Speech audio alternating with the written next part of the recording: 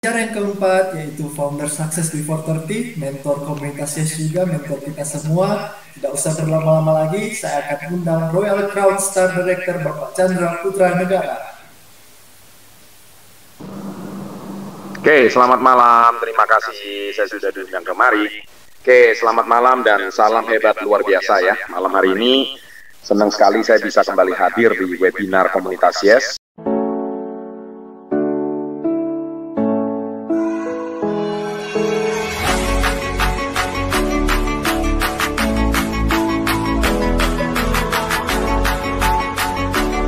Cara yang keempat yaitu founder Success Before 30, mentor komunitas Yes juga, mentor kita semua. Tidak usah berlama-lama lagi, saya akan undang Royal Crown Star Director Bapak Chandra Putra Negara. Oke, selamat malam. Terima kasih saya sudah diundang kemari. Oke, selamat malam dan salam hebat luar biasa ya. Malam hari ini senang sekali saya bisa kembali hadir di webinar Komunitas Yes. Tentu ini adalah sebuah komitmen kami. Webinar ini sebenarnya diadakan hanya di pandemi 2 tahun yang lalu. Karena sebelumnya belum pernah ada webinar begitu rutin. Ya, tapi sejak pandemi tidak mungkin ada pertemuan offline, maka webinar ini terus diadakan.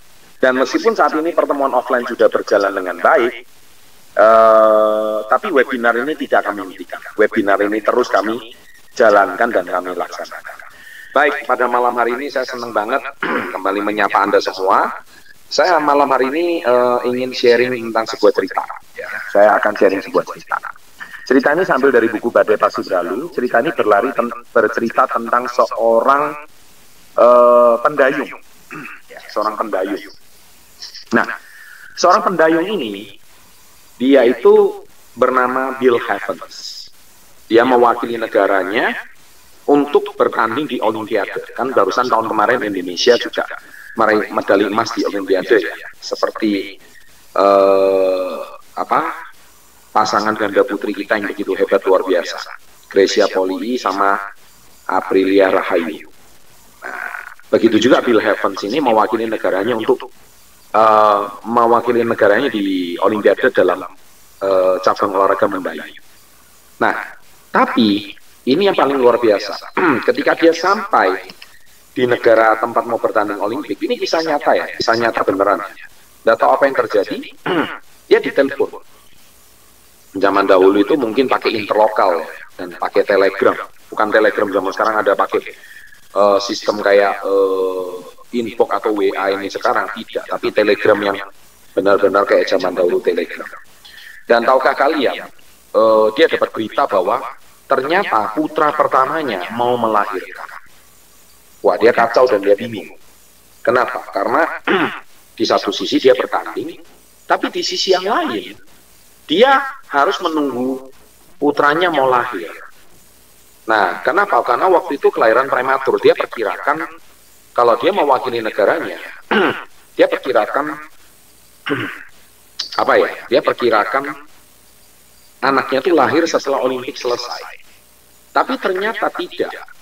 Anaknya itu justru lahir prematur. Lahir ketika Olimpik mau dimulai. Wah, dia stres. Nah, kenapa? Kesempatan dia meraih medali emas itu sangat tinggi untuk mewakili negaranya. Tapi Anda tahu apa yang terjadi? Dia memutuskan untuk balik. Dan dia tidak mewakili negaranya. Si coachnya juga memahami. Dia bilang, Pak, bagi saya keluarga. Akhirnya dia pulang dengan tetesan air mata. Air matanya terus menetes.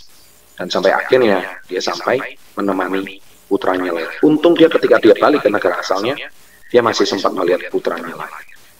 Nah, singkat cerita, kisah ini berlalu 24 tahun kemudian. Nah, 24 tahun kemudian, tibalah kisahnya. Tak terasa, ternyata sang putra ini melanjutkan kisah mendayung daripada ayahnya. Dan saking hebatnya, ternyata putranya juga mewakili mewakili negaranya untuk mendayung di Olimpiade 24 tahun kemudian. Dan yang paling luar biasa, putranya berhasil membawa medali emas. Dan Anda tahu ketika dia terima medali emas, apa yang disampaikan putranya?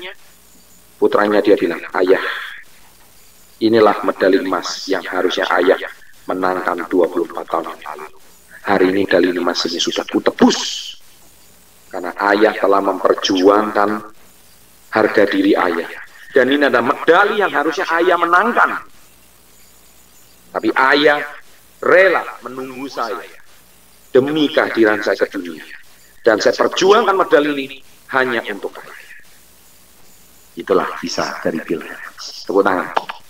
Ya, saya kalau membaca kisah ini, hati saya juga merinding, kulit saya juga merinding. Karena memang ini betul-betul kisah nyata. Memang sesuatu kalau sifatnya kisah nyata itu pasti merinding. Nah, apa maksudnya dari cerita ini? Maksudnya itu apa? Sekarang Anda tengok orang tua kalian. Mungkin saat ini orang tua kalian sudah tua. Kalian tengok anak-anak kalian. Kalau Anda saat ini sudah punya anak. Anda tengok pasangan kalian. Sudahkah kalian berikan yang terbaik untuk mereka? Ataukah 2-3 tahun terakhir ini hidup kalian ya begitu-begitu aja? Kalian tengok orang tua kalian yang setiap hari bekerja pagi siang malam mencari nafkah. Tapi apakah sudah ada perubahan dalam kisah hidup mereka? Ataukah saat ini ayah kalian sedang bekerja banting tulang untuk menafkahi keluarga kalian? Sedangkan kalian tidak ada satu sumbangsi apapun pada orang tua kalian. Orang tua kalian sudah semakin tua dan renta. Dia sudah memperjuangkan anak-anaknya. Mungkin belasan tahun, bahkan mungkin sudah 20 tahun lebih menghidupi kalian. Tapi sudahkah kalian meneladani si Bill Evans ini, pendayung handal, yang mana dia mempersembahkan medali emasnya untuk orang tua? Dan ini benar-benar kisahnya. Nah, hari ini, Anda tadi dengar kisahnya Pak Vito Haris. Ketika dia diungsikan ke Manado, nah ayahnya baru saja terbentur masalah finansial dan baru saja meninggal. Kisahnya mirip sama saya. Orang tuanya meninggal dengan mewarisi hutang. Dan hutang itu harus ditanggung oleh keluarganya. Tapi tahukah kalian? Bukan sekarang Pak mentor, itu membanggakan. bukan juga komunitas. Kami ini cuma pendukung dari luar. Kata-kata saya, kalau saya dengar motivasi Pak Chandra, saya termotivasi. Kalau besok nggak dengar lagi, saya nggak termotivasi. Hei, motivasi kalian adalah tengok orang di rumah kalian. Kalian lihat foto orang tua kalian waktu menikah, begitu ganteng dan keren, cantik sekali, keren dan ganteng sekali. Sekarang dia sudah rambutnya banyak yang beruban, matanya, dahinya banyak yang berkerut, ya kan? Pipinya juga sudah mulai kendor. Pertanyaan saya, sudahkah kalian memberikan yang terbaik untuk orang tua? Ya kan? Pertanyaan saya, siapa? Siapa? Nah, malam hari ini, ya, malam hari ini, Saya cuma pakai cerita Bill Evans sebagai seorang anak yang harusnya dia masih muda, tapi dia perjuangkan impian orang tua. Orang tua kalian punya impian. Orang tua kalian juga punya dreams. Orang tua kalian punya sebuah cita-cita, tapi dia mungkin belum bisa mewujudkan. sudahkah kalian sebagai anak membantu wujudkan? Nah, malam hari ini, saya ingin sharing kalian.